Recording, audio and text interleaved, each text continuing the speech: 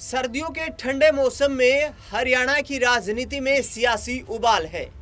आखिरकार दो बड़े राव आपस में क्यों टकरा रहे हैं?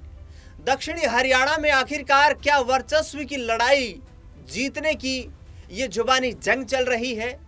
आखिरकार राव इंद्रजीत सिंह और राव नरबीर सिंह के बीच हो रही बयानबाजी क्या हरियाणा में बीजेपी के लिए एक बड़ा झटका साबित हो सकती है?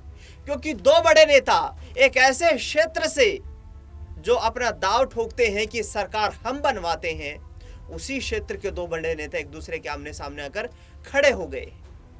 मकर संक्रांति के अवसर पर राव बहादुर सिंह के द्वारा आयोजित करवाए गए कार्यक्रम में बतौर मुख्य अतिथि पहुंचे राव इंद्रजीत सिंह ने हरियाणा राजस्थान बॉर्डर से एक बड़ा संदेश दिया।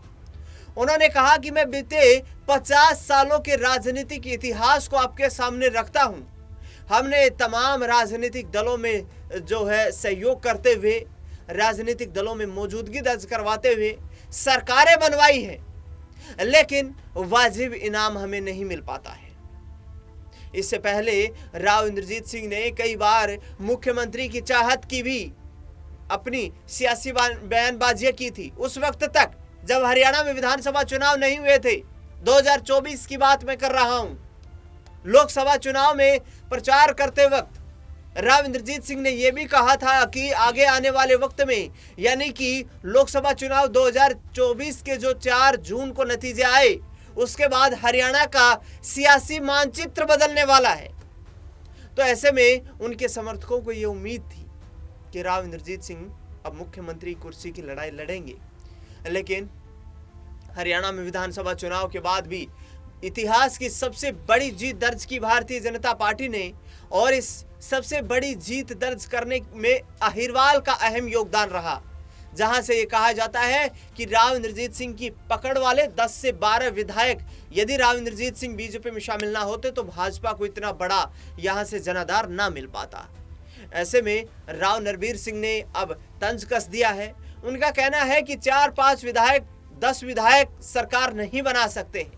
सरकार बनाने के लिए पूर्ण बहुमत की आवश्यकता होती है। भाजपा के पास 2024 में पूर्ण बहुमत था, जिसके चलते वो सरकार बनाई। और राव इंद्रजीत सिंह जिस वाजिब इनाम की बात कर रहे हैं, तो शायद ही देश में ऐसे कई राजनीतिक परिवार होंगे जिनके परिवारों से 2-2 कैबिनेट मंत्री हों, केंद्र सरकार में भी मंत्री और राज्य सरकार में भी मंत्री। बता दें आपको कि राव इंद्रजीत सिंह केंद्रीय मंत्री के रूप में काम कर रहे हैं। उनकी बेटी आरती राव, जो कि हरियाणा की अटेली विधानसभा सीट से विधायक हैं, वो हरियाणा सरकार में कैबिनेट मंत्री की जिम्मेदारी निभा रही हैं। ऐसे में इस पूरे मुद्दे पर चर्चा करेंगे और चर्चा में मेरे साथ जुड़ेंगे मेरे वरिष्ठ सहयोगी अमन जी। अमन सर, स्वागत है इस खास कार्यक्रम में आपका। और मैं कई दिनों से इस चीज को फॉलो कर रहा हूं। दोनों राजनेताओं के बीच राव नरबीर सिंह कैबिनेट मंत्री है हरियाणा सरकार के, किसी पहचान के मोहताज नहीं है जी। और राव इंद्रजीत सिंह का लंबा सियासी सफर रहा है, 50 सालों की राजनीति उन्होंने की है। उन्होंने सीधे तौर पर यह कहा कि हमने सरकारें बहुत बनवाई, लेकिन वाजिब इनाम हमें नहीं मिल पाया। किस ओर इशारा कर रहे हैं राव इंद्रजीत सिंह जी? बिल्कुल। और दिनेश जी, शुरुआत जो आपने की थी कि देखिए, जो हम हरियाणा के दो बड़े बीजेपी के मजबूत नेताओं के बीच में जिस तरह की बयानबाजी को देख रहे हैं, वो कई चीजों की तरफ इशारा कर रहा है कि क्या आपस में ये जो लड़ाई है आने वाले दिनों में कोई विकट रूप लेती हुई दिखाई पड़ेगी। यानी राजनीतिक तौर पर क्या बीजेपी के लिए एक बड़े झटके के तौर पर देखा जा सकता है, क्योंकि दोनों नेताओं में जिस तरह की बयानबाजी चल रही है और जिस तरह की बातें निकलकर सामने आ रही है, उससे ऐसा लगता है कि दोनों एक दूसरे से बिल्कुल खफा हैं, एक दूसरे को शायद देखना भी पसंद नहीं करते। क्योंकि जो बातें कही गई हैं, अगर उस पर हम फोकस करें तो पता चलता है कि राव नरबीर पहले ये बात कहते हुए नजर आते हैं कि भाई राव इंद्रजीत मेरी वजह से जीते हैं, क्योंकि मेरी विधानसभा क्षेत्र से लगभग उनको 1.25 लाख के आसपास वोट मिले थे, तब जाकर उन्होंने जीत दर्ज की। ऐसे में उनको जिस तरह से केंद्र सरकार में मौका मिला मंत्री बनने का, उनकी बेटी जो आरती राव हैं उनको राज्य सरकार में मौका मिला, तो ऐसे में वाजिब इनाम की बात वो करते हैं तो उनको वो वाजिब इनाम मिल चुका है। और वहीं राव इंद्रजीत की बात करें तो बिहार में भी तो ऐसा उदाहरण है ना। जाहिर बात है, वही में आ रहा था। राव इंद्रजीत की बात करें, जिस तरीके से उन्होंने बयानबाजी की है, अब उसका उदाहरण भी अगर हम देखें तो पता चलता है बिहार में जहां पर जीतन राम मांझी जहां कैबिनेट के मंत्री केंद्र में नजर आते हैं, वहीं उनके बेटे जो है संतोष वो राज्य सरकार में मंत्री दिखाई पड़ते हैं। तो ढेरों एग्जाम्पल ऐसे मिल जाएंगे जहां यहाँ पर इस तरह से परिवार में कह सकते हैं कि मंत्रियों के पद दिखाई पड़ते हैं। लेकिन महत्वपूर्ण और अहम जो चीज़ है वो हरियाणा के हवाले से अगर देखें तो अगर बीजेपी के ये दो बड़े नेता जो कह सकते हैं अहिरवाल बेल्ट के सबसे मजबूत और ताकतवर नेताओं में से हैं और जिस तरह की बयानबाजी कर रहे हैं कि भाई अगर 5-10 सीटें आ भी गई तो उससे सरकार नहीं बनती, लेकिन राव नरवीर शायद ये बात भूल रहे हैं कि 45 के आंकड़े पर बहुमत साबित करना होता है आपको, यानी कि 46 आपको विधायक चाहिए होते हैं हरियाणा में।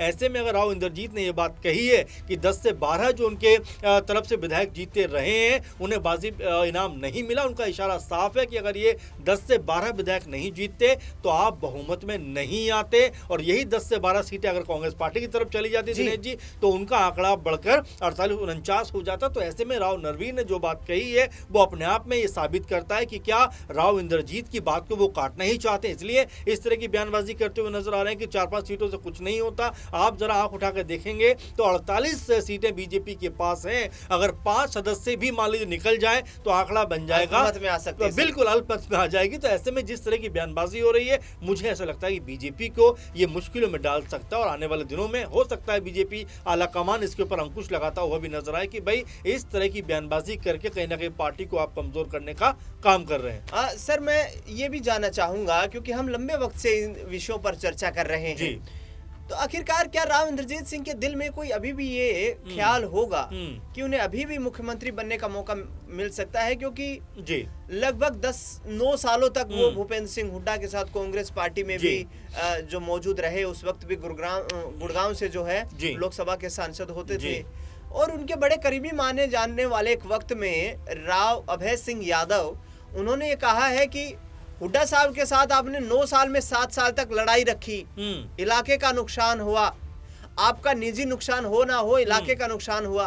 तो ऐसे में क्या राव इंद्रजीत सिंह की चाहत ये है और क्या पार्टी इस चीज को दरकिनार कर रही है कि राव इंद्रजीत सिंह को मुख्यमंत्री बनना चाहिए? और यदि उन्होंने कई बार खुले मंचों से इस तरीके की बयानबाजी की है तो फिर पार्टी की तरफ से कोई सख्त स्टैंड क्यों नहीं उठाया गया? देखिए बिल्कुल दिनेश जी, दो बातें। एक बात तो ये है कि जब तक वो कांग्रेस पार्टी में रहे, यानी कि 9 साल का आप जिक्र कर रहे हैं, दोनों ही दलों की बात करें तो 9 साल तक लगातार सत्ता में उधर रहे और अब भी लगभग 10-11 साल में है, तो यानी कि 20-22 साल का उनका कार्यकाल लगभग इधर की बात करें तो कंटिन्यूटी के साथ में सत्ता के साथ में वो है। तो ऐसे में देखिए दिनेश जी, किसी के अंदर भी चाहत जाग जाती है कि भाई इतना लंबा वक्त सत्ता में होते हुए मुझे हो गया। और देखिए अनुभव की बात करें तो तकरीबन 50 साल के आसपास का अनुभव राजनीतिक तौर पर उनके पास है। तो ऐसे में एक बड़ी और ये अहम बात भी हो जाती है कि हर आदमी चाहता है कि भाई राजनीति में सबसे अगर आपने एंट्री की है तो आप सबसे ऊंचे मकाम पे आप जाना चाहते हैं। और यही बात राव इंद्रजीत ने बारंबार सामने रखी है कि भाई जो अहिरवाल बेल्ट है वो लगातार बीजेपी को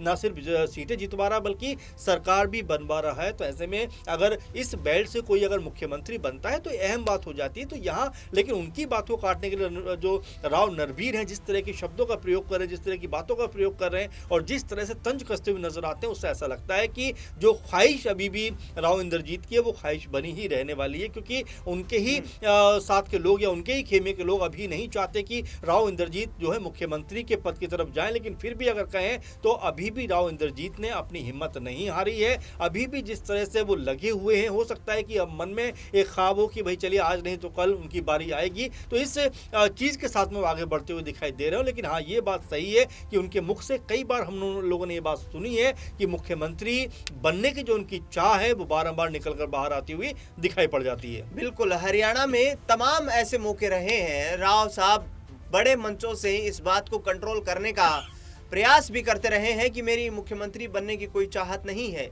लेकिन आखिरकार सार्वजनिक मंचों से फिर ये बयानबाजियां सामने आ ही जाती हैं, जिसको लेकर उनके बयानों को जिस तरीके से तोड़ मरोड़ कर पेश करने की भी कई बार वो बात कर चुके हैं। और ऐसे में ये कहा जाता है कि राव इंद्रजीत सिंह को मुख्यमंत्री की कुर्सी पर बैठना है, लेकिन कब बैठेंगे ये हो सकता है उन्हें अभी और इंतजार करना पड़े। बता दें आपको कि राव इंद्रजीत सिंह केंद्रीय मंत्री हैं और सीधे तौर पर पिछले 11 सालों से भारतीय जनता पार्टी के लिए कम से कम हरियाणा में तो तुरुप का इक्का साबित होते हुए नजर आ रहे हैं। इस खास रिपोर्ट में फिलहाल इतना।